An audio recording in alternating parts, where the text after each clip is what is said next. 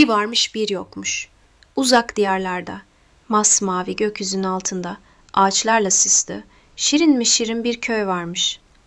Bu köyde insanlar ve hayvanlar birlikte huzur içinde yaşarlarmış. Her sabah kuşlar ötüşür, çocuklar oynar, çiçekler gülümsermiş. Ama köyün en meşhur sakini, gri tüyleriyle gökyüzünde süzülen güvercin Piti'ymiş. Piti sıradan bir kuş değilmiş. O köyün en sevilen postacısıymış. İster çocukların resimli mektupları olsun, ister dedelerin torunlarına yazdığı küçük notlar. Hepsini güvenle taşırmış. Zamanında ulaşmayan hiçbir mektup yokmuş onun döneminde. Bu yüzden herkes ona gökyüzünün postacısı dermiş. Ama Piti'nin içinde bir başka hayal daha varmış. Çok uzaklarda, dağların ardındaki ormanlar diyarına gitmek. Efsanelerde geçen, konuşan hayvanların yaşadığı, rengarenk çiçeklerin, kokularla dans ettiği o gizemli yer. Ama Piti oraya hiç gidememiş. Çünkü oraya ulaşmak için 3 tehlikeli bölgeden geçmek gerekiyormuş. Sisli Tepe, Rüzgarlı Vadi ve Gizemli Göl. Bir gün sabah erkenden posta kutusuna gelen parıltılı bir zarf, Piti'nin hayatını değiştirmiş. Zarfın üzerinde altın harflerle şunlar yazıyormuş. Sevgili güvercin Piti, ormanlar diyarı tehlike altında. Hayvanlar birbirinden habersiz kaldı. Dostluklar kopma noktasına geldi. Sana güveniyoruz. Postaları ulaştırarak ormanı yeniden birleştirebilir misin? Ormanlar Diyarı Konseyi. Piti önce biraz korkmuş ama sonra köydeki çocukların gülen yüzlerini, ona teşekkür ederiz Piti deyişlerini hatırlamış. Derin bir nefes almış, kanatlarını germiş ve gökyüzüne yükselmiş. Birinci durak Sisli Tepe.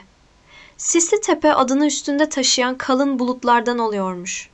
Piti neredeyse önünü göremediği sisin içinde yönünü kaybetmiş. Bir sağa bir sola çarpmış ama sonra cebinde taşıdığı küçük pusulasını hatırlamış. O pusula köydeki yaşlı dede tarafından hediye edilmişti. Piti pusulasıyla yönünü bulmuş ve tepenin ardına geçmeyi başarmış. Orada onu bekleyen ilk posta sahibi kaplumbağa Tiri'ymiş. Tiri yıllardır ormandaki kardeşine doğum günü kartı gönderememiş. Piti'ye mektubu teslim etmiş ve gözleri dolu dolu olmuş. Umarım o da beni hala hatırlıyordur. İkinci durak, Rüzgarlı Vadi. Rüzgar öyle sert esiyormuş ki Piti'nin tüyleri karışmış. Zarflar neredeyse elinden uçup gidiyormuş. Ama o küçük pençeleriyle zarf çantasını sımsıkı tutmuş. Rüzgarla mücadele ederken birden vadiye düşmüş. Orada küçük bir serçe olan Lili Piti'yi bulmuş. Onu iyileştirmiş, su içirmiş. Piti dinlenirken Lili ona şöyle demiş. Bazen en güçlü kanatlar yardımı kabul etmeyi bilenlerindir. Ertesi sabah Piti yeniden havalanmış. Lili ona uğur getirsin diye küçük bir nazar boncuğu bağlamış. Üçüncü durak, Gizemli Göl. Göl, gece parlayan yosunlarla doluymuş. Gölün üstünden geçmek için geceyi beklemiş. Ama tam ortasında bir baykuş ortaya çıkmış.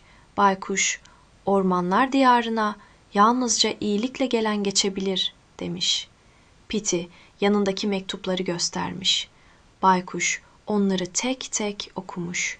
İçlerinde özürler, teşekkürler, davetler, eski arkadaşlar. Gözleri dolan baykuş. Geçebilirsin. Sen barışın habercisisin demiş. Ormanlar Diyarında son bölüm.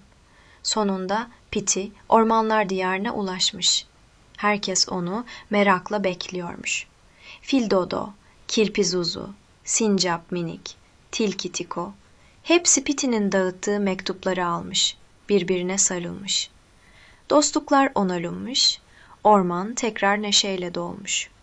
Konsey Piti'ye altın tüy rozetini takmış ve onu resmen diyarlar arası barış elçisi ilan etmiş.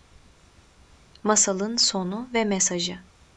Piti köyüne döndüğünde artık sadece bir postacı değilmiş. O, sevgiyi taşıyan, dostlukları tamir eden, cesaretiyle dünyayı değiştiren bir kahramanmış.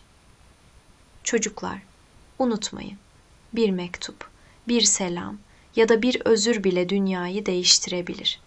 Tıpkı Piti gibi.